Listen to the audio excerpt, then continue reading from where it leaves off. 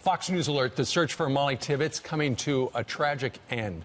An illegal immigrant has been charged with first-degree murder after he confessed to kidnapping and then killing the 20-year-old university student while she was jogging on July the 18th. Man, you can't jog in Iowa in the daylight. Our next guest argues if you're not outraged by this, you're not paying attention. Here to explain is Fox News contributor Tommy Lahren. Tommy, your thoughts?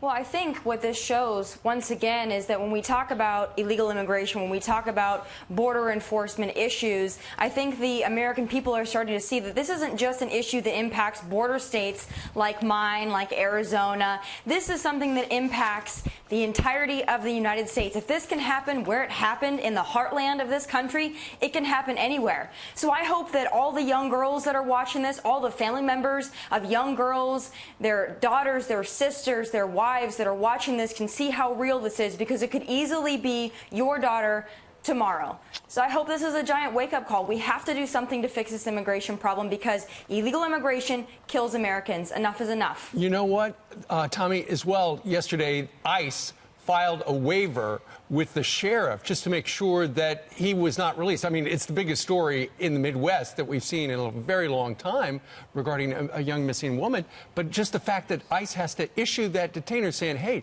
remember, if you release him, we would like to go ahead and have him as well. That says something.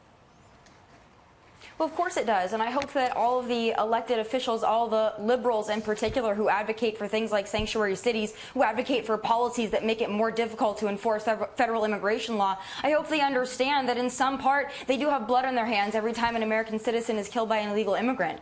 The fact that our law enforcement and our immigration officials are hampered the way that they are in this country is an outrage. And it's so sad that we have to have a tragedy like this to remind us and to bring this up in the conversation, but maybe it's what we need to start taking these things seriously. Like I said, it's Molly Tibbetts, and it could be your daughter, your sister, your friend tomorrow. It's an absolute outrage. All right, let's move on and talk about Melania Trump. You know, she came out and she's pushing for her program, anti-bullying. She's going to be making her first overseas trip. That'll be to Africa.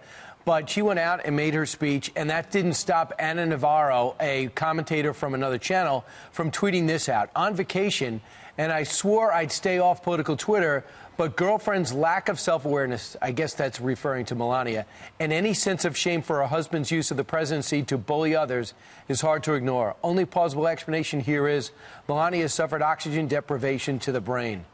Okay, what about that tweet you think is unacceptable?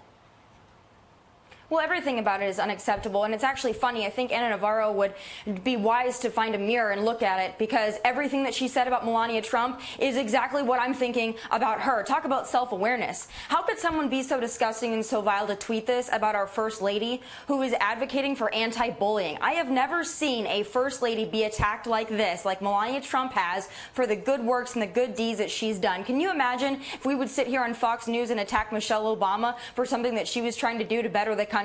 We'd be attacked for it up and down. But because it's Melania, because her last name is Trump, people like Ana Navarro think that it's okay, that they're entitled to do that. And quite frankly, I find that to be disgusting. And furthermore, it's an insult to really everybody that advocates for anti-bullying. That's a human being that believes that we should have a platform that's positive in this country. It is curious there is no outrage to speak of.